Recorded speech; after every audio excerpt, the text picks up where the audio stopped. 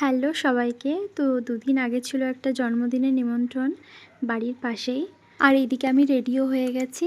আর এই যে সন্দেশ বেটার ছিল হ্যাপি বার্থডে। আর এদিকে দেখো কি সুন্দর বেলুন দিয়ে ডেকোরেশন করেছে। আর প্যান্ডেলের ডেকোরেশনটাও খুব সুন্দর ছিল। আর এদিকে কেক কাটিংয়ের প্রস্তুতি চলছে, একটু পরেই ও কেক কাটবে। তারপর স্টলে কি কি ছিল সেটাও তোমাদেরকে দেখাচ্ছি। ছিল হচ্ছে মকটেল, সেটা ট্রাই করলাম।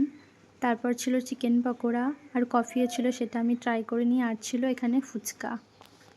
তারপর এই যে বান্ধবীরা মিলে এখানে চিকেন পকোড়া খেতে খেতে আড্ডা দিচ্ছিলাম। আর এই যে মৌ একটু ডান্স করলো। আর একজন দেখাবে চিকেন পকোড়া কেমনভাবে খেতে হয়। আমি আর মৌ তো শিখে নিয়েছি, আপনারাও একটু শিখে নিন কেমনভাবে খেতে হয়। তারপর আমাদের আর একটা বান্ধবী চলে এসেছে। আর তার কোলে হচ্ছে তার একমাত্র সন্তান গোলু মোলুসা নান্হাসা বাচ্চা। আর হাসিটা একবার দেখো। তারপর এখানে শিল্পা দি আর পায়েলের সাথে দেখা হয়েছিল। আর তারপর এখানে মৌয়ের খাওয়া কমপ্লিট, তাই এখনো খুব খুশিতে আছে, হাত ধুচ্ছে। আর এদিকে দেখো স্টলে প্রচুর খাবার আছে, খাওয়ার কোনো লোক নেই, তাই বসে বসে একটু ফুচকা খাচ্ছিলাম।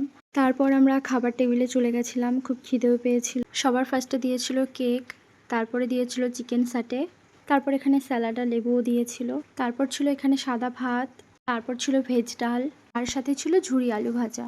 তারপর ছিল স্টিম কাতলা, তারপর ছিল পোলাও, আর তার সাথে ছিল চিকেন কষা, আর ছিল ক্যাপসিকাম চাটনি, আর সাথে ছিল পাঁপড় ভাজা, আর ছিল এখানে সন্দেশ, কাঁচা আমের রসগোল্লা, আর ছিল এদিকে ক্যাম্পা। দেখা হচ্ছে নেক্সট ভিডিওতে। টাটা।